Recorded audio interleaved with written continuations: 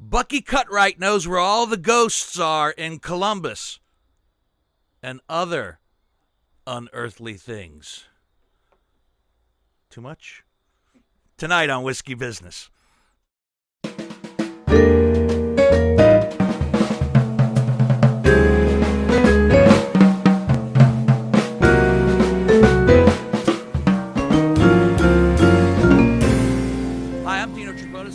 Once again to Whiskey Business, the podcast not so much about whiskey as it is one with whiskey. Here we are in the scariest month of the year, October, and it is a scary month. Actually, the whole year's been kind of scary, but October is when we focus on the scary. And yes, lots to be afraid of in the midst of a pandemic, my friends, in the midst of a potential second wave coming our way. People already, once again, starting to hoard and get toilet paper and paper towels and stockpile on groceries. There's lots of things to be scared of. Absentee ballots that might not count. A Saved by the Bell reboot. Oh, it's scary out there, folks. It's really scary. And tonight, as we do every October, we try to bring you a podcast that has a little bit of scare and a little bit of fright into it. Tonight, from Ghost Tours, ColumbusGhostTours.com, is Bucky Cutright, co-founder and creator of Columbus Ghost Tours, the man who knows literally where all the bodies are buried in Columbus, Ohio. And I'm curious about other things as well that he's involved in. So we're looking forward to a fun little podcast tonight and to try to stay in the spirit with our guest bottle this evening. I know nothing about this whiskey whatsoever. In fact, it comes from an undisclosed distillery.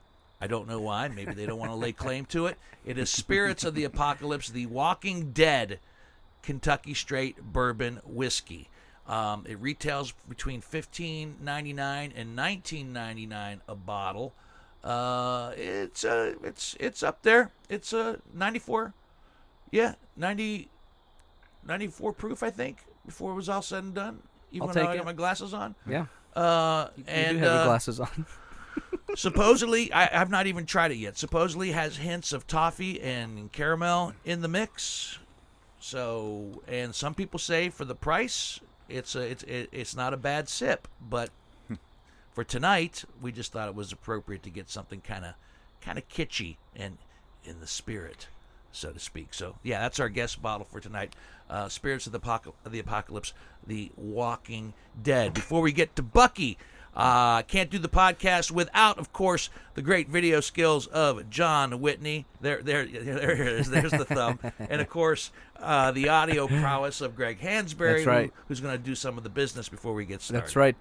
Check us out, all of our archive episodes at whiskeybusinesspod.com. The videos and blogs and everything from Dino are all right there. So that's a great place to start. For the audio folks out there, download your favorite podcasting app and find us and subscribe right there. Audible, Amazon, so Spotify, iTunes, all of them. All of them. SoundCloud. Tune in. Mm-hmm. Yeah. All of them. Quibi. Yeah. Not Quibi yet. Whiskey Business is also on YouTube. Whiskey Business with Dino Tripod. Yeah, where subscribe. you can watch the remarkable videos that John Whitney puts together for us. Exactly and right. for those of you, a big thanks also to Beth Burrows, who recently joined us on our old Overholt podcast for Whiskey Business. But then I got the pleasure of being part of her porch chat down at the Jim Beam Distillery. She was on her porch and I was on my porch, and we chatted for an hour on her Instagram show, and you can go back and check that out too. That was a lot of fun. So thank you to Beth Burrows and Jim Beam for having me on as a guest. We had a good time as we get into the spookiness of this evening. Welcome, everybody. Bucky Cutright. Bucky's your real name? Sure, yes. Bucky, really? Yeah, you were named Bucky? For our purposes today, sure. So why would Bucky be a good name for a ghost tour person? Well, out of all the Scooby-Doo names you could have picked, Why Yeah. Bucky? My real name is Ernest, and Ernest. Yeah, Ernest. That's got a little bit of an old school feel to it. It is. It's but kind of spooky. It was a little too old school, and I think after I was born, my parents realized that I was a compulsive liar, so they had to change it. That didn't really fit. Are you a compulsive liar? No, that's not Is true. Everything I'm supposed that's to listen an example of how. okay. No, I'm not actually. A riddle within a conundrum. Man. But I'm from a town called Buchanan, West Virginia, that was named after an Indian chief, Bucongahannon, and given a name Ernest to a baby that just didn't seem quite right to my grandparents, so they decided I should probably go by something different, and they imagined I'd be a Buckeye, a quarterback here, and they kind of melded those together and arrived at Bucky as a nickname from the time I was born. Yeah. All right, it's a cool name. Thanks. It's a cool name. And Cutright is your real name. Yes, that's it. Okay. Yeah. They kind of go together. They really kind of do go together for what you do, which is a creator and co-founder of Columbus Ghost Tours. Yes. How long has that been in existence? Since 2012. Mm-hmm. So yeah, we started it as something just for friends, and so many people wanted to go that very first year. We had to do 3 or 4 of them to fit everyone on a bus, and every place we went, folks were asking for business cards. So it was sort of something that was just meant to be a kind of fun little thing for my extended family, Right. and it turned into this. And I would imagine October would be your busy month, but this is something that goes around all year long. Right? Yeah, I do it all year long now. All year long. So Columbus has a pretty thriving tourism industry, despite even the pandemic. Just being kind of centrally located on the East Coast, we're a pass-through city, and yeah. Well, I imagine with something like a ghost tour where people can, you're outside and you're going to other locations, you could do the safe distancing, and everybody can mask up if they choose to. We are, once again, outside, doing our part to safe distance as well. Well, even the staycations and stuff is a good idea. Yeah. I mean, people are checking out stuff in their backyard that They that are. we never did. That's what we did. We went on a tour. Checking out stuff in their backyard. Maybe Dun, things dun, are in their dun. backyard. Maybe they are. Dun, dun, dun. Maybe they're not. They live not too far away from a cemetery. Let's start with where you're at right now. We're in Clintonville, and Clintonville supposedly has a bit of haunting to it. Yeah. So that's, as I said, you have a patch of woods right over here that was once a cemetery. Right? They might not have necessarily dug everybody up. Right. That it seems to usually be the case, that there's a bone or two left around. Clintonville does have some relatively well-known ghost stories. In Columbus, the Walhalla Ravine is the Mooney Mansion. Mooney Mansion. Yeah, is a very, very well-known one. Because? Now it's a bit of an urban legend, actually. There was the Mooney Mansion. There was a Dr. Mooney and his wife who lived in the mansion until the 1950s, and they died of old age in the 70s. But the legend says that he snapped one day, and I like it better already. yeah, of course he did. Yeah, He went mad. He went mad. He snapped. Completely mad, and he grabbed an axe and chopped up his children and his wife, and then committed suicide. And that's the urban legend. That's way better than old age. well, yes, it is. Bursitis and that sort of thing. But the ghost stories say that you can see his children's reflection in the creek going down Walhalla Ravine on moonlit nights. He will kick his wife's severed head down the stairs with an axe in his hand. We actually have a T-shirt that we had a local artist, Linda Howard, design with that image on it, and to keep with the Columbus, Ohio theme. She gave the wife's head. She made her Wendy. Nice. So we have good to inject a little local humor. But there are all these different. There's a rumor or a legend that there was a statue of the wife in the mansion's garden, and it would bleed where she had been hacked, and all these sorts of things. Now, obviously, that I started right off telling you that is not true, but it's a bit of local color, and it just so happens that in 1918, about a mile directly south as the crow flies from Mooney Mansion, a guy named Forrest Bigelow, an insurance agent, had it with his mother-in-law, who had been meddling in his marriage. And Very familiar with that. COVID's a rough time, right? For a lot of relationships. So he paid all his bills. It was February of 1918. He lived on Norwich. I won't mention the address in case the current residents don't know, but I'm sure they do. But he spent the night sharpening an axe, and he chopped off his 7-year-old daughter Annabelle's head. His What wife, did she Lena's do? head. Well, I don't know. I thought you were going to tell me he went after the mother-in-law. He did. Okay. She was the last one, and but she lived about a block away. So he chopped his daughter's head off, his wife's head off.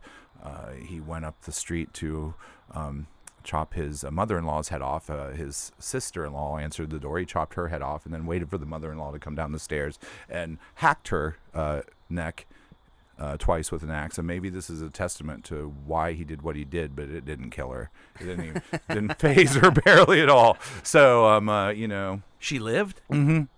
Yes, she did. Well, also, he just... How many people did he hack before that's that? stamina. He's probably Just, tired. Yeah, he might have been a little was a fatigued, little axe murder fatigued. A little axe fatigued. Yeah. Wow. And that's a true story. That's a true story, and that happened in 1918. So it's a lot of these ghost stories, even though you have these urban legends, you can usually, if you trace the history, you can pin it to some true event. And isn't that that interesting that isn't 1918 when we had the last pandemic as well? Yes, it is. So yeah, that's it was a stressful time. Yeah, stressful time. We'll have to. I'm going to keep my eyes peeled on the newspapers. Yeah, no kidding. This Right? winter and see. If Oh, I've talked to a lot of people that I've seen that are snap ready. Mm-hmm. Yeah. One mother-in-law cross look that and are ready to go. They're like, I don't have an axe, but if I had, I know a lot of people that are about ready to see me at the hardware this. store. If she doesn't say this turkey's the moistest she's ever tasted. So obviously, to get into this type it's, of business, mm-hmm. you have to have initially an interest, right? I mean, where did your first inclination and interest in this type of world come from? Okay, well, I get asked that question a lot, actually, and I have to say, when I was about 3.5, 4 years old, I learned that my father was a carpenter, and that meant that he built things. And the very first thing I said to him was, "Great, I'd like a graveyard out front. Can you build some tombstones?" It's just always been a part of my psyche. Now, why? Where? Well, how? It has to be seated someplace. Well, I grew up in West Virginia, and the Appalachian Mountains were populated and settled by these Scotch Irish, and they brought their traditions of ghosts and goblins and omens and signs and that sort of stuff with them. So it was always, growing up, it was pretty much commonplace to hear these stories like, bird flew in our house, someone's going to die, that sort of thing, or that you don't go up this road. I don't mean to stop you there, Yeah. but what is that? Because I've heard both. I've heard a bird flies into your house, someone's going to die. I've heard a bird flies into your house, it's good luck. Yeah, I've heard both. Well, I've only ever heard the death one, but I'm glad that you've had some optimism injected into that tradition. I couldn't say where those things come from. It's just old Europe legends. It is old Europe. But I mean, those were the things. When I was a kid, people would talk about these places being, haunted. I grew up and there was such a storytelling tradition in the Appalachian Mountains. I would hear from grannies and old men. My grandfather, when I was a teenager, he was in his mid-80s, and he would tell me about turning the corner on the road that led to our house and seeing a man with a head under his arms, his own head and that sort of thing. So I just heard all these stories, and over the years, it seems I picked up a little bit of that art of storytelling from listening to them, and the interest in the supernatural and that sort of wondrous and scary sort of reality they might. Is it a fascination with it, or is there an actual belief in it as well that encourages the fascination that you have? Well, I try to be a pretty pragmatic person, and Right. not, I encounter the people that wear capes and eyeshadow and see ghosts and spirits in every little activity, but I try to be pretty realistic about things and not jump the gun whenever odd stuff happens. But I have to say, over the course of doing these tours and in my life, I've had some experiences that have certainly been unexplainable. And do you think that when you have a fascination for this type of work, this type of field, and an open mind and an open heart, do you think that encourages things to come your way? That's an excellent question. I actually, when I started doing the tours, during research, I had read some stuff that mentioned how when you start really focusing on these sorts of things, you draw attention from the other side. And yeah, I started having things happen in my house. Well, one of the most notable ones was jarring, and it's not particularly unnerving under the warm bar lights of a backyard, tavern, outdoor tavern. But I was at home and I was writing an article about a ghost, a ghost story, and I was sitting on my living room couch, and as soon as I submitted it, publish it, hit enter, there was a remote control monster truck that someone had given me as a Christmas present years earlier that I'd kind of just shoved in the corner of the living room and forgotten about. And it just went and flew across the living room floor. And this thing had not been touched in years. It hadn't. You would have to turn the remote control on. You would have to turn they're a pain in the ass. I can't even get them to work when I want them to. But it was completely unexplainable, and it was jarring at the moment. I have to admit, there was a bit startled you. There was an eep. To put it mildly. An eep. I've never heard it described as an eep. No. But there was one from toe to my scalp. Wow. So I had that happen. One of the more disturbing ones was, I think it was about 4 years ago. This was when I was just doing these seasonally. And it was right around the beginning of October and preparing for, fall and getting ready for the ghost tours. One morning I stepped out onto my back deck with a cup of coffee and had a sip and did a stretch. And when I looked up, there was a footprint on the ceiling of my porch. And that's about 10 feet up. And it's just one single footprint. And it's got this, it looks sort of like a hybrid between a human foot and a paw. And it's still there. And just one. Yeah, just one. It's that was a little unnerving. It's still there. It's still there. It's faded over the, But it was at the time. It was fresh. Yeah, I have a photo of it. Was it fresh. bleeding? If only. Was it bleeding? Was it a bloody footprint? It's a dusty footprint. It's a dusty footprint. Now, whoever created that had been in the garden, I think. Right. I love it. Or something was in and it only had one leg. 1 foot. It was pogoing. Wow. All right, Columbus Ghost Tours. I mean, there's a lot of things I want to get into, a lot of things that you guys do, and I want to give them as much equal time as possible, and then also dig into some of the things that you're involved with, aside from the tours as well. You do a variety of things. So when you go on a Columbus Ghost Tour, how many different tours are available to go on? At this current time, we're down to two. We have others. We started as a tavern tour, a historic tavern tour. And we've had people on that have discussed some of the scary tavern stories in the past. Yes. We've heard about what formerly was the jury room. We've heard that story on the podcast. Hansberry just recently took your tour, and and he was raving about it. Oh, that's great, guys. Said it was awesome. He had a great time. So, and I've been, I'll be honest with you, I've been on some ghost tours in various parts of the country. I was in one in Tennessee, down in Pigeon Forge, and it bored the shit out of me. Yeah. We were I know it looks like a 7-Eleven, y'all, but years ago, Yes, indeed. there was and like, okay, and we're watching people going in and out and getting Slurpees, and I'm like, okay. But then again, another one in Charleston, where South Carolina, which was fascinating, and we actually got to go through a cemetery and so forth. So they've been hit and miss, and I don't know what it is exactly that I'm looking for.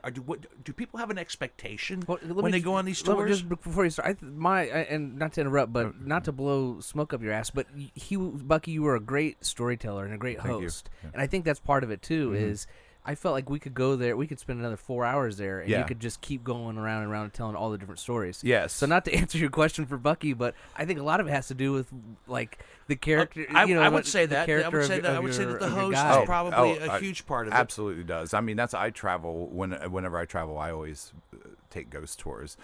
Because have you been on some lame ones? Yes, I have. Yeah, right. And it really has to do a lot with, I believe, the passion that the guide has for the subject matter, and what they bring to the tour. And I'm very fortunate in that my capacity for these sorts of stories and my love of them seems endless. Sometimes when you do something over and over and over again, you start to get really, really tired of it. You get into and I have to admit, when I began doing these, and in October it would just be ghost story, day in, day out, and I would get really bored with it. And I sort of broke through this barrier where I got to the point where I'm just endlessly fascinated, and even with the stories that I'm telling over and over and over again over the years, they're interesting to me every single time. I guess that would be the key ingredient to any storyteller. If you still have the enthusiasm and the excitement and the passion to tell the story, then you're going to be effective in what you do. So give us one. Give us a good ghost story, something that we might come across, if a little tidbit, if you will, if we were on the Columbus Ghost Tour. Where would we go, and what would we see, or what might intrigue people to actually hop on this tour and hear one of the more eerie. I mean, I gotta be honest with you, the insurance salesman was a good one right out of the gate. But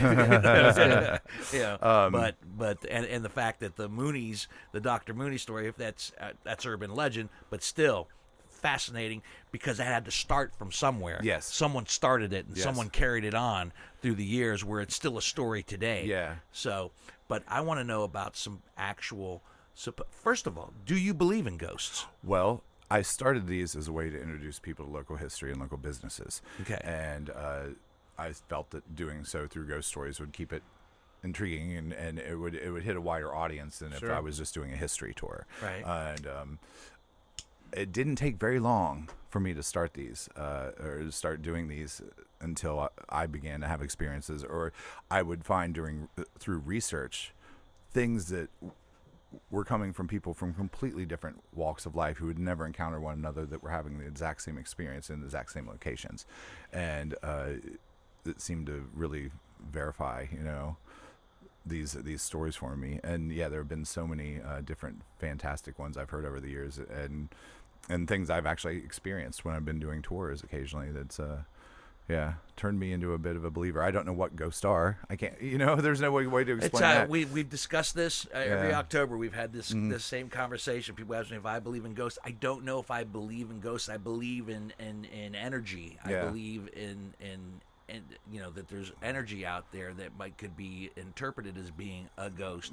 My daughter, who's currently living with me, believes in ghosts. She claims to have seen ghosts in my house. My friend Ralph Scott, who we had on the podcast last year, Ralphie has been seeing dead people since he was 6 years of age. Yeah. And we had him on the podcast last year, and he just recently, when he was here visiting, sensed some bad mojo in my house, for lack of a better description.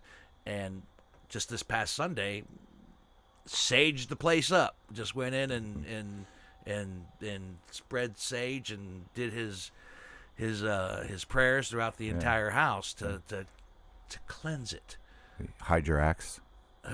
Yeah, I don't have an axe, but I have some very sharp knives. I have some very sharp knives in various locations of the home. Yeah. A mic stand. Very blunt to the head. Yeah. Yeah. He had a spatula. It took forever. You done yet? Ow. She's perfect on both sides. Yeah. You know, that's a lot of the people that I get stories from. Yeah, they're very level-headed, just normal people. You know, it's not, and there is no way I can discount. I mean, people are having experiences without a doubt, and you know, someone might say, "Oh, it's just in their head," but so is love, so is time. Those are mental constructs that we don't question that. Right. So why do people get so pissed off? and people really do sometimes with the idea that someone might believe in ghosts. Right. You know, it's really something else. But so you do believe. Yes. And that's fine. Yeah. And I'm not judging. I mean, yeah, I'm not judging. I'm not. I do believe that the people are having these experiences, and there are things that are occurring. I can't say what they are, like I said, you know. But yeah, stuff happens. So tell me one of the more fascinating stories. Well, that is seated right here in Columbus, Ohio. Well, there are so many. What's the one that intrigues you the most?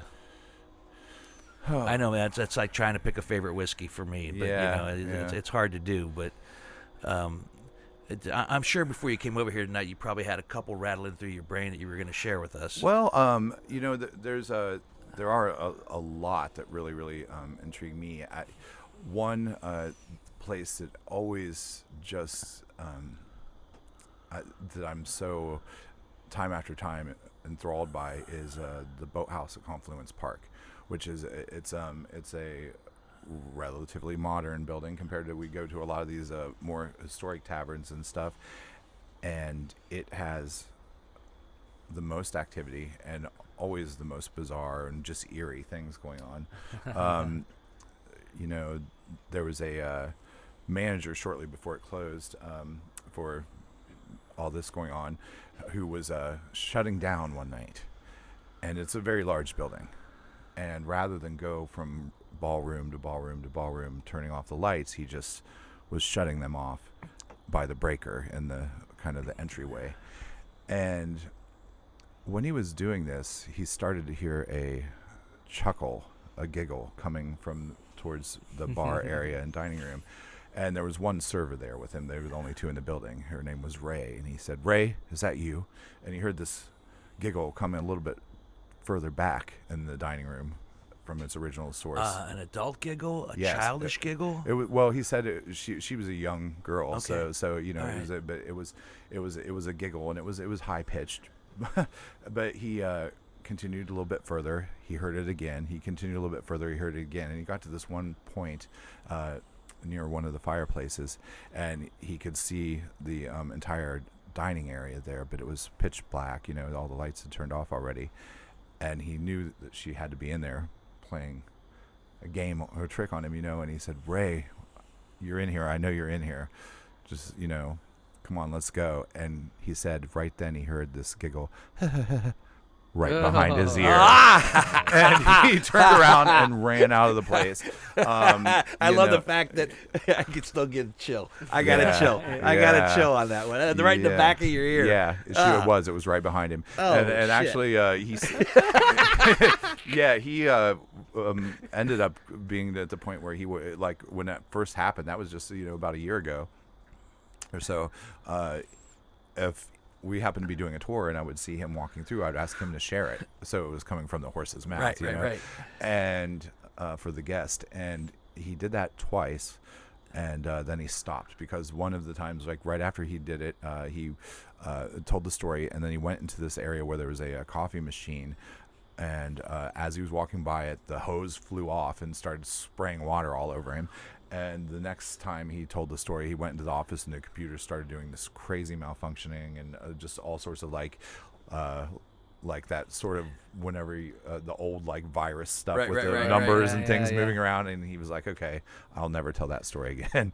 You're gonna have to do it. So That is spooky because you think of like a contemporary building or something. Oh, I'm safe. yeah, There's nothing here. and that place is very effective in frightening our guest, and I think Yeah. it has to do with like Freud's notion of the uncanny. It's something that's familiar and doesn't feel like it should be creepy. Right. Well, let me get that makes it worse. Let me Right, backtrack right. a little bit. Should be safe that here. that Yeah. being a fairly new place, and then everything that's haunted, stereotypically gets associated with an old place. In your opinion, what brings in these energies? In that particular location. Or in that particular location, or any location for that matter? Well, I don't know. I mean, is there something unsettled in that particular space There- from years before, or like this old house? This house was built in 1935, and the story that we've shared on this podcast is that occasionally it is visited by the original owner, the Bill, who used to live in it,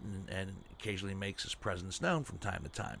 And there have been things that that friends have experienced in the house, that I've experienced in the house, that I can't completely explain, and I write it off to, like I said, those energies, or a ghost, if you will, whatever the case might be. My daughter claims to have seen an old man sitting at the foot of my bed one time. Bill? Bill could have been Bill, whatever the case might be. I thought it was maybe my grandfather, the way she described him, but I don't know what Bill looked like back in the day. Yeah. But yeah, so what is it that invites an energy or a spirit into a particular place? Well, in paranormal research, there's different types of hauntings. So going beyond just like, do ghosts exist or not? There's like, oh yes, they exist, and here's a classification system. There are crisis ghosts, which are Crisis ghosts. crisis ghost, and these would be an example of this would be, you wake up in the middle of the night and your grandmother's standing at the foot of your bed and going, dig me up, Grandpa killed me, check my neck, that sort of thing. No doy. Classic grandma. Wow. Classic grandma. This killed happens by actually. grandpa. There was a very famous story in West Virginia, the Greenbrier Ghost, where a woman was she died and was buried, and then her ghost continually appeared to her mother, and her mother petitioned a judge into digging her up, and they found that her husband had indeed murdered her. That was only that was the first time the testimony of a ghost was actually used in a court case. Get the hell out. The second time was when Lionel Richie's ex-wife said that the ghost of Michael Jackson came to her and told her that Joseph Conrad, the doctor who prescribed the fentanyl, lethal dose, that was innocent. So that's the only other time. That was actually used as testimony? Yeah. I don't recall that. Yeah, but yeah. Wow. Okay. So but that's a crisis ghost, where they're returning from the dead to kind of right a wrong or something. And that is something that is, I have to say, over all cultures. And since the beginning of recorded time, people have been having these experiences where they encounter someone that maybe a relative, that's far away, and then they find out the next day that person had died. So that's a really fascinating. I had an aunt that experienced that once. Saw her grandfather in her yard when she was at her sink doing dishes, and she got a call like 2 minutes later that he had died. So that's a crisis ghost. Then there are poltergeists, which are a relatively, that science seems to be leaning towards the fact that this is a legitimate human ability, where someone going through a really intense amount of angst and turmoil has this ability to project and manipulate the environment around them without. So you're telling me that it's not really a poltergeist, it's the actual person? Almost every poltergeist case is associated with usually it's a teenage female. Sometimes it's a boy though. And it's the teenage female or the boy that's actually causing the manifestations. Yes, It's like telekinesis type yeah, of it thing? is. It is like it's telekinesis, Carrie. and it's usually it's pubescence as they're going through the change. Wow. That's when all Dude, these it's straight up poltergeist Carrie. things- It is. It's It straight is. up Carrie, but I've never heard that before. It I've is. always Me heard that neither. poltergeists could be mischievous or evil or the case might be, but you're telling me that it's actually a manifestation from the person themselves. Yes. I've Creepier. never heard that before. Yeah, there was a famous case here in Columbus. Tina Resch, a girl, just not far from here. She was an adopted young girl, and she started having all these crazy things happen. And there was a dispatch photographer that caught her. Like phones flying off the hooks, the cradles, and things like that. Her case was a pretty sad one. She didn't end up doing so well. Her husband murdered her daughter, and she ended up getting prison time for it.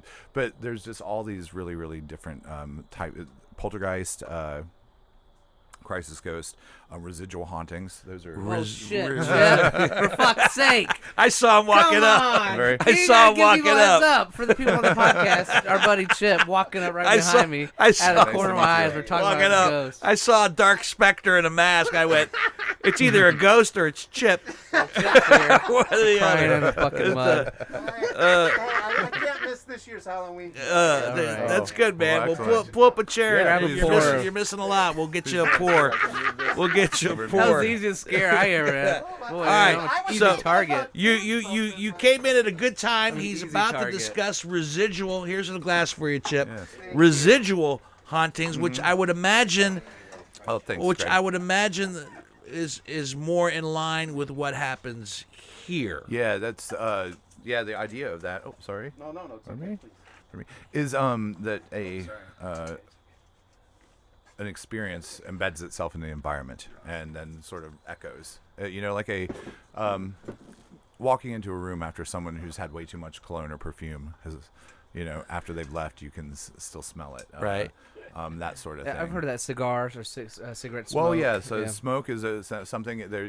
There's the residual hauntings are those are probably the most common. Where it's just sort of like a bit of a building or any physical space's history, a location that seems to be stuck The there. story when we first had somebody in, this is back when I was on the radio, and we first had somebody on. We did a morning show from here. I don't know if you were the producer at that time or not. I don't think you that were. was BG. It was okay. It was before Greg, Mm-hmm. and she focused on this person, Bill, who I'm okay here. and she said that and Bill would get up. Bill apparently was a very social person, and I'm a very social person. So when people were in the house, Bill was happy. When people weren't in the house is when Bill would get upset. Yeah. And there were periods of time where I was busy doing other things, and the house wasn't as social as it normally would be, and that's when Bill would rise up, and Bill liked the fact that people were over here smoking and drinking and Having da-da-da-da fun, and yeah. carrying on. But then he would like, where's everybody at? And that's when he would raise a little bit of a ruckus. See, that's fascinating. There's I think it's the Farnum House. It's a now it used to be a restaurant and museum, but it's up in northeastern Ohio. And yeah, apparently they have the same sort of thing where the ghosts really like parties. So if you want to investigate this place and get some activity, you have to put on the paper hat and pop up in the bubbly and. So is there a category for party hardy ghost? There should be if there isn't, but I haven't. Is there a party ghost? Is there a good time ghost? There's There's a crisis ghost. There's a residual haunting, dude. and then there's just like, let's get down to it, man. Yeah. Let's go. like you gotta get happy. Yeah, I like it. Yeah. Well, there isn't technically one, but like Because I said, always think, I think about all the movies that I've seen growing Yeah. up as a kid. I would actually welcome a drunk ghost that was still in my house that just Yeah. showed up every now and again. Actually showed up and actually spoke to me on a regular basis. That was just kind of cool and eccentric. And a ghost, nobody would believe me. Well, but that would We be need a so sitcom cool. like that, It'd yeah. be so Uh-huh. cool. I have a couple of talking points on this issue actually. Excellent. But Yes. You know, I mean, Yes. well, Drunk ghosts. yeah. Well, one thing I think that for starts with that is so many people that come on my tours, and I think just we're all conditioned to expect ghosts to be spooky and scary and Right. trying to hurt you and scare you and demonic and all that sort of thing, because that's what television has done. But Right. and a lot of folks will tell me, friends and stuff, that I can't come on your tour because it'll be too scary, I'm scared. I'm like, okay, billions and billions of people have existed on this planet, and the majority of them were relatively kind folks, and death doesn't transform them into these malicious entities, so the idea of a ghost just being there to scare you and harm you is sort of ridiculous. But yeah, in terms of good time ghosts, not too far from here, one that I so much wish would be a thing is I've often fantasized that Brazon, the drag queen who got chopped to death by the stripper in Clintonville. Wait, hold on. Well, Yeah, no, you no, gotta take a back step up. back there. You're just rattling that off like, oh yeah. You I guys remember know, that. right? What? No, you're just rattling that off like. I'm going to have to take your whiskey away and give you coffee. You're going to get us feet here. No, I don't know about this story. Okay, so in the late '90s, there was a drag queen, Brazon, who lived nearby somewhat, and she had a stripper that she was gay for pay, that she was apparently going to out. And one night he dressed as a ninja and he snuck into the house and chopped her up. And it's a very nice suburban home, and I always picture Clintonville, right? it is off of Indianola, and I always picture in Bridgeport, and I always picture the this family, doing their normal thing, and the mom's Right.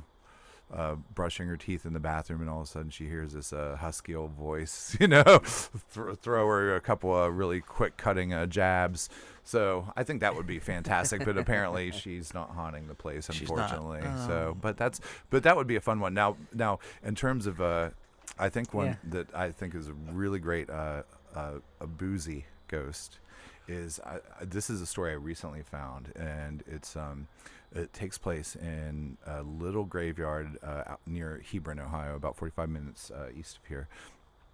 In 1852, there was this guy named John Holmes in Licking County. He was a surveyor, and he was very wealthy, a very successful surveyor, and he was very avant-garde for those times because he did not believe in God. He was an atheist, and 1850s Ohio. Sure. That's Yeah, sort of it's crazy. but even though he didn't believe in the afterlife, he couldn't stand the notion that he would decompose after dying. So he had this very elaborate will written, and once he died, he was placed in this metal coffin and taken to a crypt, and they filled the coffin with alcohol. And I sealed love it. this. So yeah, one of the witnesses said it resembled more of a night at a saloon than a burial, and he was buried there. And after that, his wife was like, I can't be buried in a booze-soaked crypt with my husband, so she got buried in the ground, like outside of it. But his daughter came to visit a couple years later, and she happened to kick the bucket while she was visiting. So her brothers and sisters had her embalmed using a little more traditional or modern at the time plastic injection method, and they were both daughter and father side by side in this crypt, and they had glass viewing windows, which was a common thing on caskets in those days. And it was around 1902, I think. It was somewhere in that time frame that some people had heard the stories about this, so they wanted to see for themselves. So they broke up in the crypt, and sure, he was completely preserved. Yeah, you could see him just looking fine. Wow. And people, People tell me I'm pickled now. yeah, I know. We're gonna save our loved ones some money on embalming whenever we're. Dino's not going to decompose. I'm not going to decompose at all, man. And if I die before my two producers, which is likely because they're much younger than me, I am going to do everything in my power to come back as a fun boozy ghost. Right. Not to haunt you guys, but just to Just have a still keep you nightcap with us. company. Well, the funny thing about this guy is like after his crypt was broken up and the family found out about it, and they sealed it all up because they were really upset that people were like lining up to look at this guy's, and the ghost stories are that people traveling, it's this little tiny road by the cemetery at night. They would see this man with the transit, the surveyor wandering through the cemetery, and sometimes people would be walking, and they'd hear this slosh of wet footsteps following behind them of this, boozed up corpse. Yeah, sure. Yeah. So that's I've heard the slosh. I've heard the slosh many a night while I've gone up the steps to bed in a sloshy stupor. Wow. Yeah. Let me ask you a couple other things about Columbus Ghost Tours, because it's not just ghost tours. You also do, I'm so intrigued by these next two things, and I didn't want to leave them out. Bigfoot camping trips. Mm-hmm. Are these Bigfoot camping trips in search of Bigfoot? Are they where supposedly Bigfoot has been? Do you believe in Bigfoot? Have you ever seen Bigfoot? And if so, does he really eat beef jerky? It's in the commercial. Was it the DiGiorno pizza? Yeah. Right. And cheeseburgers from the movie Harry and Henderson. My name's Harry Daryl. Henderson. Yeah, Yeah. Progressive Insurance. Yeah. I mean, I remember obviously, seeing all the blurry photos of Bigfoot growing up as a kid, and there's still stuff on television now on the Discovery Channel in search of Bigfoot. Bigfoot. The legend continues. It does. Where is your brain and your heart in respects to Bigfoot mythology? Well, I do a lot of writing and research, and as I said, I approach everything with from a skeptical standpoint initially until. What is Bigfoot supposed to be? Different people have different ideas. In your opinion, I don't know. Research. I cannot say. But it's. I used to always think that it had to have been some sort of animal, because one thing. It's walking upright. That's walking upright. Well, one thing I noticed doing my research is that sightings in Ohio would be during certain months. And along certain routes, and there is this idea that they are a migrating. Yeah, and it's really interesting. Often in May, in early spring, along the eastern part of the state, there'll be a lot of sightings in May, and then in September. And when you say sightings, these are people who have claimed to have seen. Oh, certainly, yeah, Bigfoot, absolutely, and have not been able to capture pictures or not been, especially now in our everybody's smartphone world, got their phones. You think we'd be riddled? You would think with so. With you would think Bigfoot so. pictures. Yeah, you would. But at the same time, if you we actually do have. The government has released those now, footage of UFOs. Oh, I'm getting to that. And Don't said, worry. Yeah, but that's on the list. Yeah, but the the Bigfoot thing.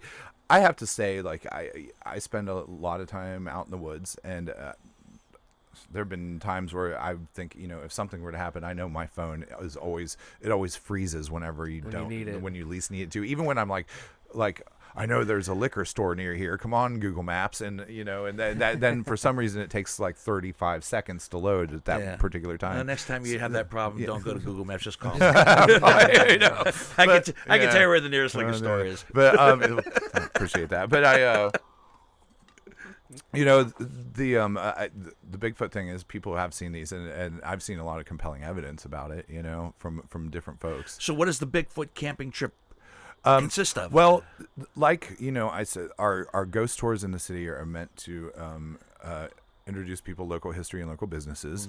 And I think that, with the Bigfoot trips, we're getting people out in nature, because that's one thing. Like, even if Bigfoot isn't real, you're getting people out in the woods, and they're walking around, and they're having authentic experiences instead of sitting on their couch staring at their damn phone. Now, do you include, while you're on these Bigfoot camping trips, do you include other elements of what you do with Columbus Ghost Tours? Well, basically, will you throw in a ghost story? Yeah. Will you throw in a little something extra? Yeah. Just in case, like, I don't think we're going to see anything here. Yeah. Folks. Well, how those go is we take a couple hikes and explain different Bigfoot sightings that have happened in that area, and in this history of the state, because they go way back. And people are hopeful, right? Yeah, People are anticipatory a little bit. Where we'd like to do those is Salt Fork, which is a notorious for Bigfoot sightings. God, that's right. I used to live in Steubenville, Ohio, so I'm very familiar with Salt Fork. They're that was Bigfoot. That was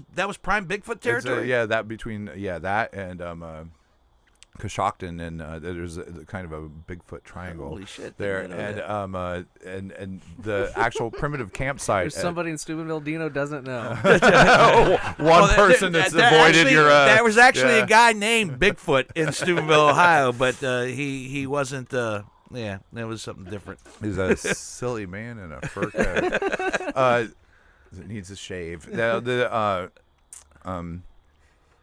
primitive campsite at Salt Fork is called Bigfoot Ridge because of the number of sightings. So basically, we walk around the park on trails, tell you some of the ghosts or the Bigfoot stories that happen there. Then there's a cemetery there where people have gotten some sort of ghostly activity stuff. Visit that, go back to camp, cook dinner, sit around the fire, and then tell you some of the ghost stories and Bigfoot sightings that happened within that vicinity, and then zip up the tent and say goodnight. And every branch that cracks will cause your hair to stand on end. Yeah, you'll think it's Bigfoot. Yeah, so that's that's a lot of fun. I enjoy those. Once again, I don't mean to go to the comical side. No, but if I was on one of those camping trips, absolutely. How awesome would it be if he just showed up and went, "All right, enough already. Seriously, I'm Bigfoot. I'm one of them. There's a lot of us, and you know what? I'm like you said in the commercial. I'm Daryl. Daryl. Yeah, it's not. My name is Daryl. They're calling me that. Yeah. Whatever the case might. How awesome would that be? Yeah. Just and I would imagine that everybody would just assume that the Bigfoot being in the wild, it'd be something terrifying and something that was out to kill and destroy, because that's how he's lived. And so forth and so on. He just wouldn't be like cool and laid back. Like I'd love a beer. I would love a beer. Yeah. Normally, I have to steal it in the middle of the night, and crack a bunch of branches and freak people out, and then run like a scared rabbit. But if I could just sit by the fire and have a beer and just, I actually the tour involves. I needed a campfire Bigfoot song for the Bigfoot campfire camping tour, and I wrote one that pretty much ends with Bigfoot joining you around the campfire for a hot dog and a brew. You go. So that's what a more pleasant world it would be, wouldn't it? Bigfoots and humans live in harmony. Everybody coming together. Oh my God. Okay. Still so much I want to get into. How am I doing on time, Hansberry? We're good. We're like at 50 minutes. Okay, we're at 50 minutes already? Yeah. Seriously? Time flies when you're telling ghost stories. Yeah, right? Man. All right. This is one thing I've always wondered about. I've never been our Halloween special, though. Yeah, it is. So it can go a little longer. This is one I've never been a part of one. 4 fingers left. Yeah, that bottle's going to be gone.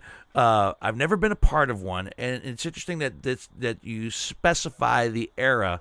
Victorian seances is part of one of the things that you do. First of all, seances. And then why Victorian?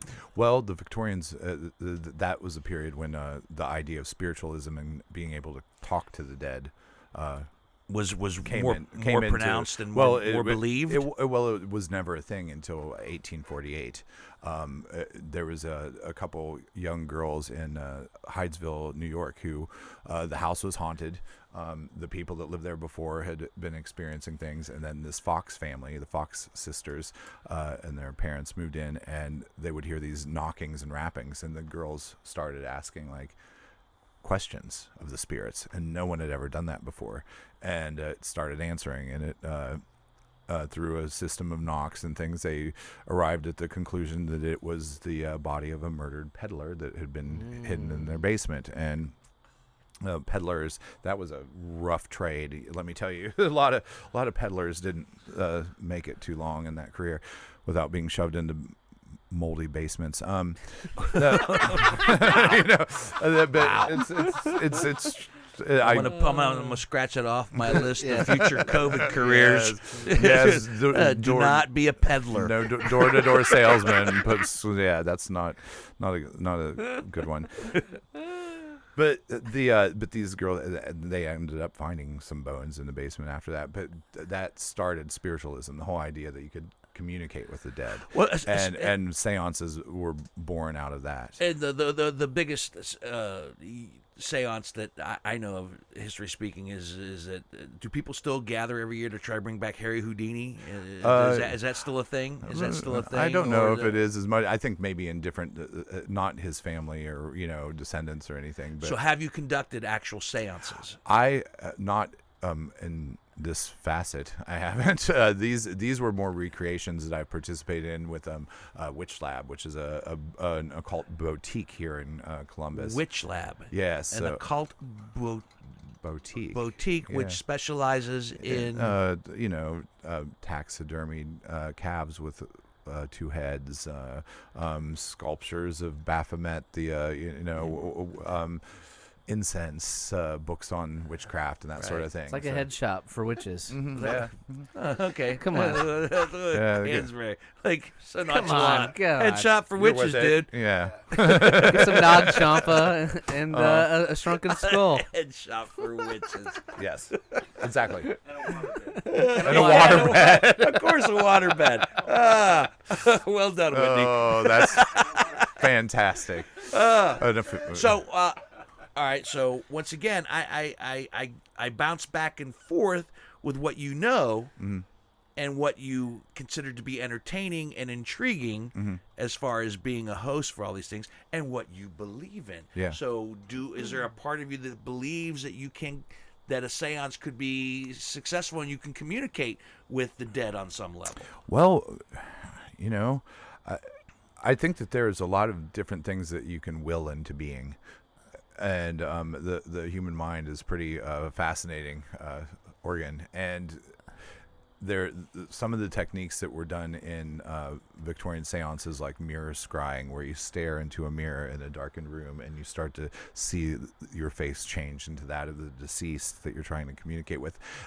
Those sorts of things. I remember being a little kid whenever I'd have sleepovers with friends, and we'd be like laying in beds that are like 5 or 6 feet apart in the dark, talking. And while I'm talking to them, I don't know. I mean, I hadn't taken in hallucinogens at that point in my life yet, but you would see the faces change. It's just your mind, what it would do.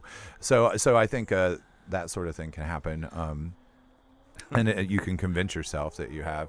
No, I'm just laughing because you talked about being as a kid and reciting all these things. I think I've mentioned it on maybe like our first or second Halloween podcast. I remember as kids we spent the night in our church, which supposedly was haunted, and we're talking we're all 6th and 7th graders, and our parents let us stay in the church, but we all heard the story that if you all go around in a circle and say, I believe in Goody Proctor, Goody Proctor, I believe in Goody Proctor, by the time you got to the last person, and you would actually see Goody Proctor. Yeah. And everybody went around, and as each one went around, I believe in Goody Proctor, I believe in Goody Proctor, I believe in Goody Proctor, and it came to me, and I was the last person, and I was freaking out, and I said, I believe in Betty Crocker. I'm going to throw it off a little bit, yeah. And then a magical cake appeared out of nowhere. No, it did not. But I fucked it up. I said, I believe in Betty Crocker. Yeah. Yeah. But I mean, that legend tripping, how our childhoods were so good because of all this sort of stuff, right. And that's that's the stuff, that magic that really makes it. Well, and I'm struggling with that now. I've got my boy's about to be 8, my daughter's 5, and I'm always balancing that line of like, of what's fun ghosts, kind of spooky ghost stories, and what's like, all right, you're crossing the line. Yeah. And it'll only grow as they get older. Yeah. But I guess with you, I'm with you. It's fun. It's part of the oral history of just storytelling and having fun and Spooky season. There's one more area I want to get into, and we'll hit this at the end. But we've been talking about Columbus Ghost Tours. Is ColumbusGhostTours.com? Is that pretty much the website there where people can go check things out? That's right. And like I said, the Bigfoot camping trips, the Victorian seances. But you mentioned that you also write, and you write for a website which I checked out earlier this evening, which I found fascinating. Yeah. And I want to know, on what level do you write for this website? Anomalien.com? Anomalien, yeah. Is a website that covers a huge range of, for lack of a better word, phenomenon, if you will. From UFO sightings to ghostly encounters, conspiracy theories. So when you write for this particular website, are you writing as someone who has experienced something? Are you writing as someone who is refuting something? Are you writing as somebody who is investigating something, or all the above? It would be more investigating. Investigating. And when I say investigating, I would say more like investigating journalism.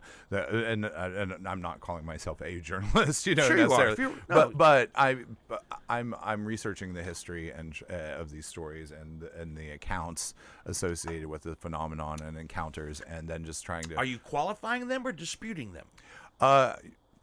It depends on what I end up finding out. All right, so let me ask. Can I? Let me go down a laundry list of stuff, and you tell me yay or nay, and we'll stop as we go through it. UFOs. Do you believe in them? Yes. UFOs. Yeah. Have you had any UFO sightings? I've never had an experience with UFOs before. But my father actually was a pretty hardened mountain guy that was not prone to flights of fancy.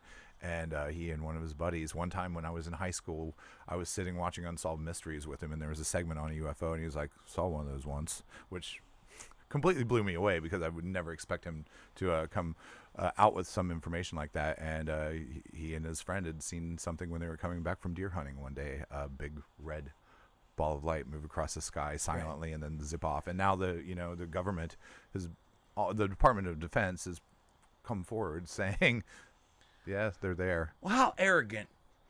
Because I'm with you. Yeah. I believe in UFOs and UFO sightings. How arrogant to think that we in this whole magnificent universe are the only ones who can actually put shit up in the air and travel into space. How arrogant to think that there can't be other planets and civilizations. I feel like other planets and civilizations. I feel like Captain Kirk, Spock. There are other to think that can't be the case. No.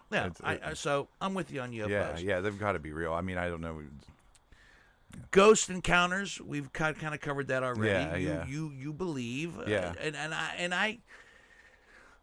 Through the years, I'm becoming more of a believer. I still think it's more of this energy thing that I don't understand. Yeah. And, I've not actually ever seen a ghost. Yeah. I had one experience recently in this house, which prompted my friend Ralphie to sage up the place. Do the where cleansing. I heard voices.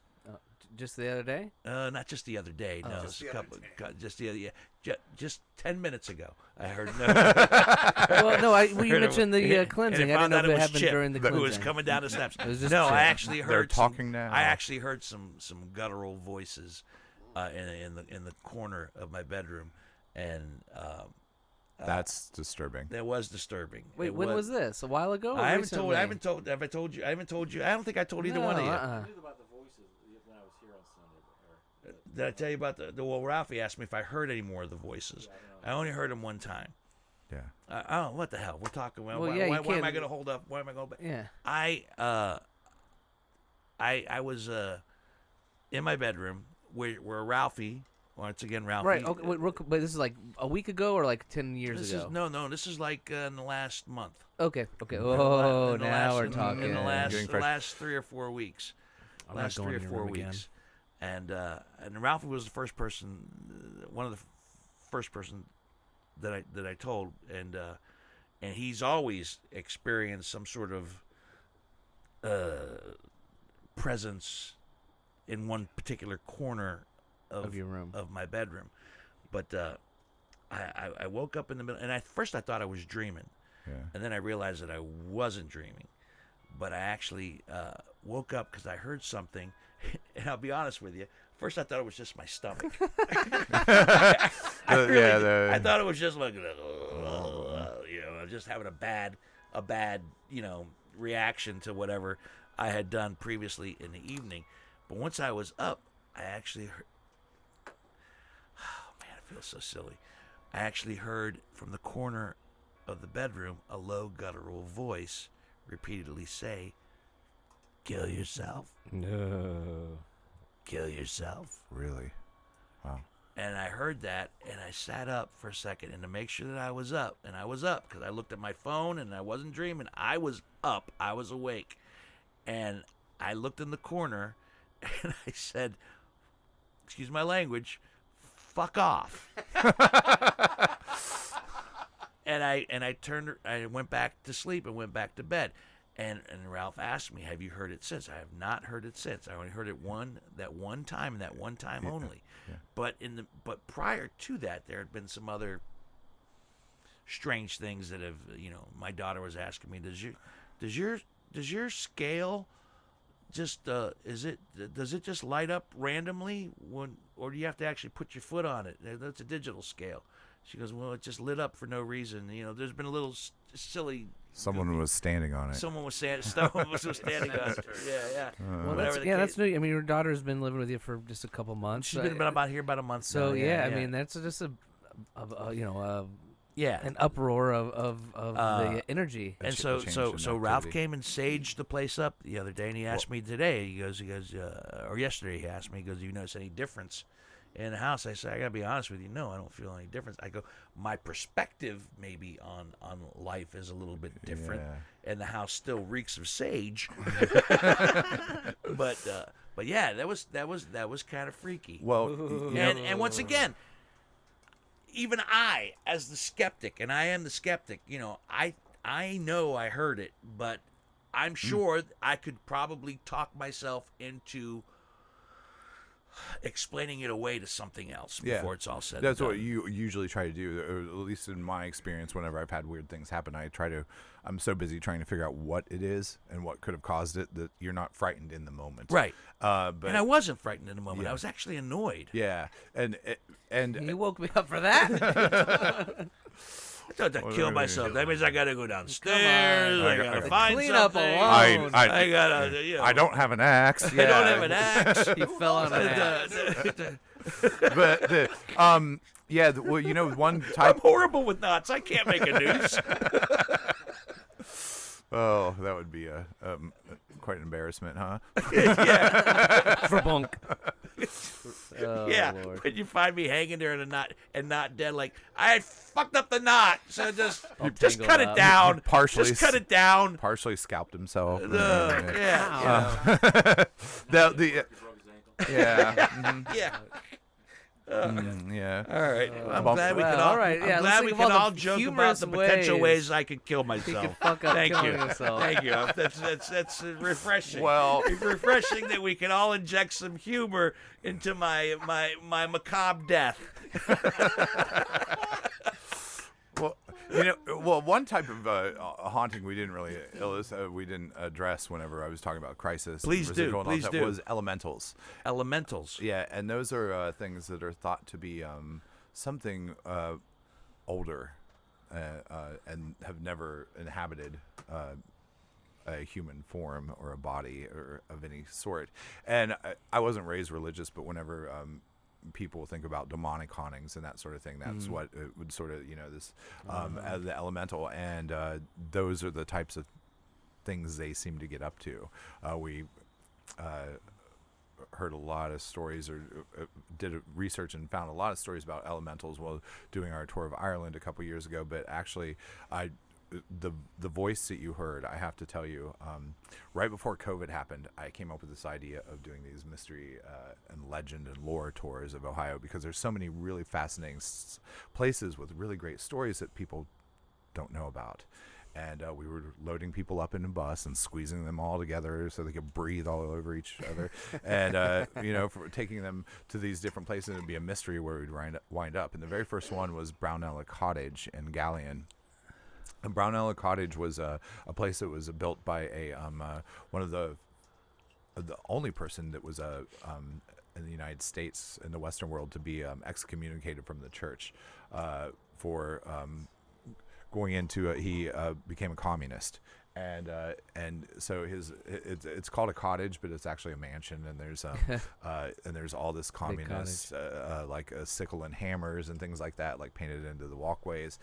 And it's a beautiful place. It's never been inhabited since he died. It was on Halloween Day of 1930, I think he died in bed there. And Of course. but that place, we were doing a tour there, and the group who does the investigations and gives the tours, they had some electric voice phenomenon from different investigations that occurred there, and they showed part of the tour was them showing us evidence. And I always tend to be more of a paranormal historian rather than a Investigator. I try not to poke that bear, Mm-hmm. And we're standing there, and they played this electric voice phenomenon where you get voices on audio that you didn't hear with the naked ear. And it was in the kitchen. That's where the steps are to the basement. And someone was walking down into the basement, and they had a digital recorder, and you just hear normal conversation and noises, and then this multi-timbre voice that sounds like it's been run through lots of processors, and is very, very deep, and it says, "You're mine now." And it sent Why does that scare chills me more than hearing "kill yourself" in my own room? Why does that scare me more than that? It's one of those things that pulls the rug out from under your sense of reality. You're whenever- mine now. Yeah, I think and I think that would freak me out a little bit more. And it having heard it, I had a difficult time sleeping that night. So That's those. Act 2 of a horror movie. Yeah, it is, and so some of those things. They can be pretty frightening, but anyway, you had a. I had some other things on there on the list to go down there that were on. I don't know what articles you've written. I didn't go that deep into some of the stuff that you. What have you specialized in? What have you contributed to that website mostly? Well, they pulled a lot of stuff from I use our Facebook as a sort of a blog, and our Instagram as well for the business. What is the Facebook? It is Booze, BOOZE, and ampersand, BOOS, Booze and Booze. Booze and Booze. Which is how we sort of started with the historic tavern tours, and we've expanded beyond that. But they started pulling stories from that, and have asked, so there's a variety of different things, but a lot of local stories from across the state Gotcha. that have really been a focus there. Some of the things that I pulled off of there that they cover, and I'm curious if you believe in them. This one fascinated me just a little bit. Astral projection. I don't know. I mean, I was born in the 70s. I can Right. sort of. I'm sure if I. And the reason that fascinated me because when I was in high school, what was his name? Kevin Haverfield. Don't ask me how I brought that name out of the blue. Okay. Kevin Haverfield was a devout believer and practitioner in high school of astral projection. Well, I'm going to be the idiot. I don't even know. I don't even know astral what it is. projection It's is when you suppose. You go ahead. Yeah, so it's a meditation exercise where you are able to leave your body and Leave your body and travel. Yeah. Like Doctor Strange in the Marvel Okay. comics. Yeah. Okay, The gotcha. CIA has actually done work with astral projection. Gotcha. Okay. Yeah. And Haverfield believed that he believed in it and believed he could do it and tried to teach me how to do it. And being a 15-year-old in high school, I remember actually laying in bed, or is it laying or lying? Yes. Okay, whatever, in bed, Yes. and trying to follow, and travel. I don't know where I wanted to go. Maybe that's it. Maybe I didn't have a destination in mind. Astral projection You're- going to the girls' locker room. Yeah. right, Back then, right. But back he then your bel- but goals he were a little believed that different. You're- He could leave his body. You're- I mean, that's a whole nother level of shit. Yeah. And I don't mean bullshit. I mean a whole Yeah, nother yeah. level of Commitment, shit that you yeah. have to focus and concentrate on. If in fact it actually can be the case, and the fact that you said that the CIA actually did research and experiments into it, so Yeah. they could so they could go spy. Yeah. Russia. That's the whole idea. Yeah. In fact, there's and this is a little thing. Jet fighter pilots have experienced out-of-body experience while pulling certain Our G's. out-of-body experience is the same as astral projection, though. They described it as you would describe astral projection, Yeah. where they would be outside their plane looking Yeah, down at yeah. themselves, pulling these tremendous G's. Which could, and I mean, there is an argument that maybe that's the oxygen levels being depleted into the Or brain, that's but the trigger that forces this. Indeed, and that's so and that is the thing, because there are certain, there are these certain things where one thing that I think is really fascinating is like electromagnetic energy. A lot of ghost hunters will use these electromagnetic measures to determine whether ghosts are around or not. But the thing is there have been studies where they've subjected the frontal lobe to intense amounts of electromagnetic energy, and this is something dolphins and migratory birds use to map their routes. But whenever you do that to a human brain, we don't get a nice little Google Maps of the instead we start seeing people in the corners of the rooms and hearing voices and that sort of thing. And so there's this idea, like, could that be, is that just, or is it just short wiring the brain, or is it actually tapping us into something just like the And see, that's where I run into my dilemmas, where where the logical part of me will always try to explain it, and then there's some things I understand. There's some things that you can't explain, but there's a part of me that's I'm a huge fan of Sherlock Holmes. Yes, and me too. Holmesian logic. Yes. And when you've eliminated the impossible, whatever's left, no matter how improbable, must be the truth. So there's a part of me that continually pursues that line of thought, that something needs, that the truth is always there, whether you can see it or not. Yes. You are sometimes blinded by the truth. You don't see the truth, but it's there. It exists.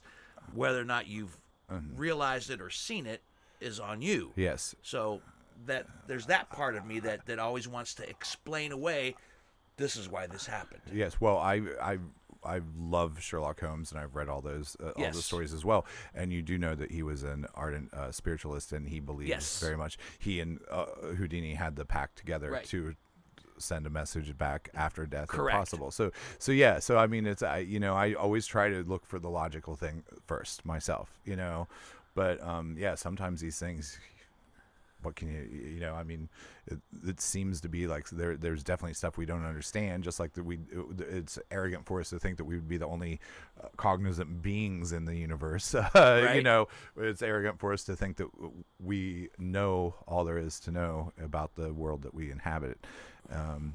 It's definitely something that there are mysteries going on, and that's what keeps it so wonderful. I think there is. I think in the grand scheme of things, a little mystery is good, right? Absolutely. A little mystery is good to keep you intrigued, to keep you wondering, to keep you pondering. And one last thing, reincarnation was also on the list as well.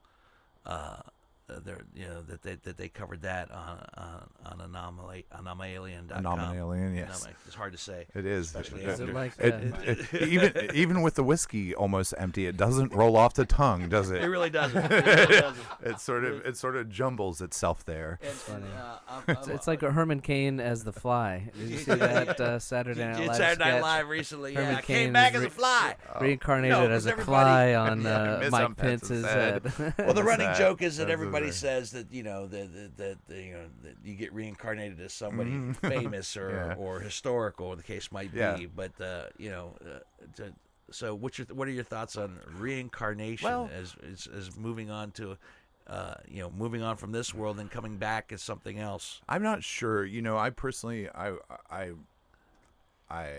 sure as hell hope that that's not the case, because I don't want to have to do this again. but I have to say, whenever I was very, very young, my mother was really into genealogy, and she had this giant photograph of a woman who she wasn't able to track down.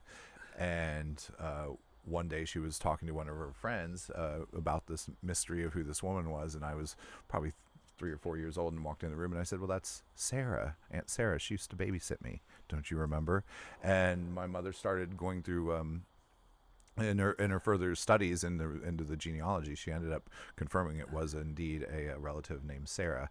And on our tours, actually, I had a young woman on a tour this past week. Then her parents were saying that she had experience once whenever they were in a cemetery for a funeral, and where she was wandering around, and she had a conversation with a man, and she thought he was a cemetery worker, and went and told her parents, and they asked where he was, and turned around, no one, but she was, and so many times, these young children seem to have these experiences where I don't know if it's just that they're not close to it, or maybe that we are reincarnated and we still have a little bit of this residual memory. Interesting. Yeah. Interesting. I don't know. Interesting that you mentioned children. That children, is it because you think it's the innocence of children? Well, that's that invites more of those incidents. I'm not sure. The fact that their minds have not been clouded and corrupted by whatever life might, because they always say the innocence of a child. Yes. And if we still had the innocence of a child, how much open our minds and our hearts would Yes. be if we still were able to maintain the innocence of a child. But as we get older, we learn more, and we adapt more to our situation. We become more cynical. We become more opinionated.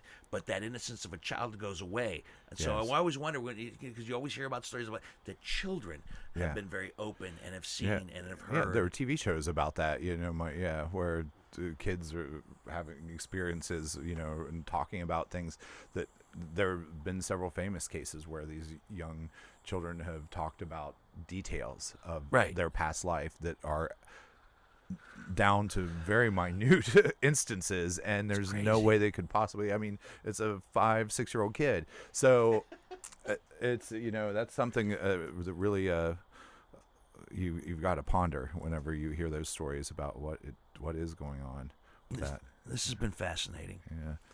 There's so much more we could probably dive into, and maybe we can have you back to dive into more specific things. But our guest has been Bucky Cutright, ColumbusGhostTours.com. We didn't even get into all. I mentioned the Bigfoot camping trips, the Victorian seances, but you also have done tours in Ireland and ancient earthworks, which I didn't even get to touch upon because I know that there's a lot of amazing stuff right here in Ohio. Yeah, in this neighborhood. That we didn't even touch upon. Part two down the road. A part two. But before Hansberry does all the business, throw out all the information you need that people should know about as far as contacting you or the company as far as finding things and being a part of this on their own. Yeah, definitely. Well, it's ColumbusGhostTours.com is our website. Our social media handle is Booze, Booze, and Booze, Boos. I love that. It's a throwback, to our original. And we're still doing open air, socially distanced outdoor walking tours through the downtown area pretty much every night from October 19th till the 30th. And I'll be all over the place doing a lot of different things. On the 18th, I'll be part of a international ghost storytelling One event. of the things that Hansberry mentioned, and I apologize for not giving you that due credit, is that you have been listed as... Well, you were told us in passing there's like one of 8 people in the world as a part of this there's storytelling. There's a company out of Canada. That's just too much. That's the CIA. They're shutting us down. We touched too close to the conspiracy theory. That's it. Right here. We're too close. We've gotten too close to the truth. That's the worst astral projection I've ever heard. The government's telling us the government's telling us to wrap it up. It's those big black helicopters.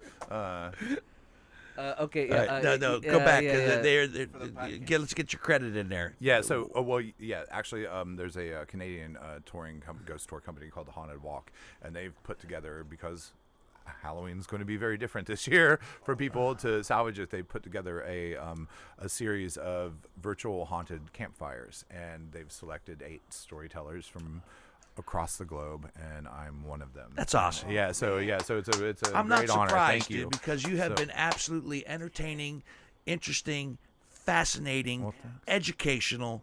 You've covered a gamut in an hour and 15 minutes. So I'm not surprised that thank you would be you, one of Dino. those people. I'm and we feel on. privileged to have had you on our Well, then annual how do Halloween we podcast. dial into it? We Well, watch thank you. it Thank you. online, Yeah, or what's the- if you visit the hauntedwalk.com, you can find the virtual campfire event, and then that's $10 a household to do that. But I'll also be participating in a lot of different free events. I'll be doing a Zoom conversations and coffee with the Columbus Cultural Arts Center on the 22nd at noon. That's a free thing. I'll be at Ace of Cups for their Murderinos Halloween party on Halloween for a short period. Nice. Doing stuff like that. And one other thing, if I could mention, Yes. By all means. is it is a different sort of Halloween, obviously, and one thing that I think is I've been encouraging people throughout this whole COVID business is to get out and visit cemeteries. Greg joined me this past week for a tour, and the reason is these are open air, very uncrowded art museums. with uncrowded with the living. Yes, uncrowded with the living. Yes, but they're art museums, they're history museums, and that sort of thing. And the symbolism and the iconography on these tombstones is just really, really cool and fantastic. They're all 6 feet down. They're yeah. That's so, true. That's a good point. But so I've been Unless some of this shit starts to happen. then get a little closer to you. If that happens, it's gonna be a short tour. Yeah, it would be. Yeah, it would be. Or a very long tour. very long. But to encourage people to do this, one thing I started, it just sort of happened by accident at the start of COVID. Some friends were visiting a cemetery, and I said, "Oh, see if you can find this grave, see if you can find that," and they loved it, and they said, "This is so much fun." So I started doing these graveyard bingo games. Graveyard bingo? Yeah, where I would create these bingo cards. Great. I want to do that with my kids. Well, I've got one right here, so if you can my see God. that. Hold it up to the camera. So, Yeah, yeah. Dino. So now, Well, I'll take a photo. Well, I won't take a photo. No, Nobody please, will rip yeah. it. Yeah. Now, well, I mean, if people want to rip it, that's on their own conscience. This is the thing about these. So these are the things that people look for? Well, yeah. So there's several different cards that I've made that people can go to our website and download, and they're $5 each. And I'm charging $5 each right now because so many families have been adversely affected by the financial aspect of COVID. I think that it's going to be a really awful winter holiday for a lot of children, and I'm donating 90% of the $5 to Toys for Tots this year. That's awesome. To kind of help That's awesome. make 2020 a little less gloomy for the children. Yeah. So, and it's fun. I mean, what you download one, you print it out, and you maybe print 4 copies. Get your friends together. You're outside. You're distanced, and you're at a cemetery, and you say. And these are like, things that we're supposed to look for yeah, on the tour. Yeah, and say like, okay, you've got like a like, some of scavenger these, hunt some of bingo, these, yeah. some of these are I love it. shoes. All right, a wreath. Okay, Uh-huh. a bird in flight. All right, pentagram or 5-pointed star. Uh-huh. All right. they range in difficulty. Baby laying atop a gravestone. Wait, Yeah. but to there. Bucky's credit, Okay. at the Green Lawn Cemetery, there are They're there. cemetery. They're all there. graveyards with babies laying it's a there. variety of levels of challenge there. So yeah. So but the thing is this you can do this in any. Bird in flight. Bird Yeah. in flight. Baby. Baby. But they're there. They're all there, and people wouldn't Wow. normally recognize that or realize that. You don't think about these things, And this that's is in part of any it. cemetery. Any that cemetery, you for come the most across. part. You know, Yeah, take this. yeah, There's yeah. you know. Yeah, Green Lawn. Green Lawn Cemetery is a Green big Lawn. one. What's the one right there just north of Ohio State? Union Cemetery. Union. There's a cemetery just near here, Walnut Grove. That's gorgeous. Wow. That you just download this anywhere in the United States or Show it to you again, It's a people. great yeah. idea. You It's a just- fun Halloween kind of Exactly. spooky, Well, that's fun the thing. thing. to I do, was yeah. like, people aren't going to be able to do stuff for Halloween. This is a cool thing for people to do, I think. Does And anybody does anybody actually yell out bingo before it's all said and done? hopefully, And when it's So, all really? I don't know. Yeah. Well, I mean, I think the way, because most of these places are so large, you'd have to split up and you'd maybe just cross them off as you go. I printed that one out on photograph paper, so you could use a Sharpie and then wipe it off and reuse it, and maybe make your friends take a photograph so that they're not B15, bullshitting you. Beelzebub 15. Anybody? Anybody? Oh, I'm just trying to keep the goths off the streets. Public service. Exactly. So, I love yeah. it. Oh, that's so awesome. yeah. So anyway, that's something I'm just trying to. No, man, that's great. That's to great. help out, That's yeah. great. That's great. Well, and the last thing I want to add is that I didn't know this at the time, but we did. We went to the Green Lawn Cemetery and we bought a ticket, but a portion of those tickets are going towards the reconstruction or the renovation. The association, so the Yeah. Green Lawn Cemetery Association. It's the second largest cemetery in Ohio, and we do tours downtown. We do tours at the cemetery right now. We had some tours for OSU, but because of the increase in numbers, it's not a good idea. Yeah, we were going to do right, that. right, You right. walk around campus and see some of the there's, spooky spots yeah, on that's campus. that's but because of the increase in Well, numbers and this students time being next year, back, hopefully yeah, we'll be talking a different story. yeah, but yeah, so there's a lot of different things, and the tours at Green Lawn Cemetery, we do donate a portion of every ticket to the association to help preserve it because it's a historic treasure. Well, so. I think it bears repeating. Thank you, man. Thank you. You've been fascinating. You've been, like I said, interesting, educational, intriguing. I have so many more questions for a part two. Part that, two. I could go so much deeper, but I'm out of time. And actually, I think I'd like you to come back and Sure. and talk deeper into some other specific areas. Maybe you and I can chat post podcast and find some deeper layers to get into. Yeah, definitely. More specific, not necessarily our Halloween podcast. Yeah. Just a fascinating. Well, and you brought this up earlier. I'm sorry to keep interrupting, but I'm just a big proponent of this. I love it. Thank you. You do these tours year round. Yes, yes. So Yeah. I mean, you're sure you're busy right now, but yeah, you think of like in April when things start thawing out and be in like springtime. Go out. when bodies start Yeah. thawing Whoa, out. da-da-da-da-da. When No, the- I love it. yeah, You we do get this to- all the when the- time. Birthdays. the dew-kissed when the- cadaver. when the the dead enjoy Yeah. spring as well. Yeah, well, that's it. Maybe we could get a Ouija board and see if we can talk to Bill. Oh no, man, no. All right, maybe. Okay, Maybe. come on, Dino. Maybe for the sake of the podcast, I'll do a Ouija board. What's the worst that could happen? Well, Open a portal to hell. Aside from that, nothing. no. Okay. All right. Our guest, once again, Bucky Cutright, ColumbusGhostTours.com, where you can check out all the stuff that they're involved in. If you get a chance to go to, I would love to go to Ireland to hear hear you do that. That would be great. And maybe next time we can dig in more into the ancient earthworks as Yes, well, because there's so much stuff there. It's amazing. That could probably be a podcast by itself. Oh yeah, easily. All right, so there you go. There's Easily. maybe a part 3.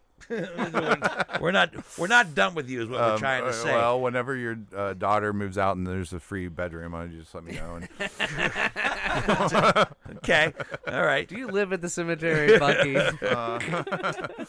I'll just be here and tell stories in a corner. I'll be a fixture. That's fine, man. That's fine. Hansberry, some business before we conclude. Yes, and I'll try to keep all of the links to the Columbus Ghost tours and everything. Excuse me. On our feed. But go to Thank you. whiskeybusinesspod.com. Subscribe on your favorite podcasting app. Whatever that might be, wherever you're listening to this on. Thank you. Subscribe and share with your friends. Word of mouth is so huge. Yeah. And this time of year, I mean, I'm on all the podcast blogs. Everybody's looking for good fun ghost story stuff. This is fun, and we'll definitely push this. We hope that you push this as well Absolutely. on your social medias. well, let me do YouTube. YouTube Whiskey Business with Dino Tripodis. Subscribe. Click that little bell icon. When you do that, then you'll get a notification every time we release a video. Yeah, because this is both on audio and video, and this is definitely one I think you guys should check out on both formats. But if you get a chance to watch it on YouTube as well, our guest bottle. Once again, our 145th bottle, by the way, Was boys. it really? Wow, This is our a nice celebration. 145th bottle on the podcast. Yeah, I tell people that, and they go, "You guys have sampled 145?" Yes, we have, and there's so many more to. So many. What are we gonna do for 150? I don't. 150. Well, it all depends. If we have the guests something. that I have on that we're planning on having on, it might be Scotch, Dun, dun, which we haven't done a lot of Scotch dun. whiskeys. So we'll see. But our guest bottle this week has been Look at that. Spirits of the Apocalypse of the Walking Dead Kentucky Straight Bourbon Yeah, Whiskey, it which I was gotta all tell right. you, It was for all right. $19.99, I did taste a little bit of the toffee, Yeah. and not so much of the caramel. But they mentioned that there's caramel in here, and I mentioned earlier that it comes from an undisclosed distillery, yeah. which I don't know why, because they're actually putting out a fairly decent product. For 19 you said bucks, you used to it's be a worth the bartender, novelty. Yes. It's so worth the you novelty. had no problem with this. I can't remember what it tastes like.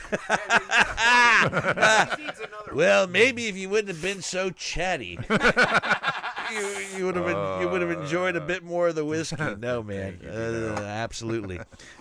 So Whiskey Business, my friends, is a Never the Luck production, produced on the video side by the very spooky John Whitney, and on the audio side from the very frightening Greg Hansberry. And our guest has been Bucky Cutright from ColumbusGhostTours.com. And I have been your still alive and living in the present world host, Dino Tripodis. Until the next bottle, see ya. Thank you.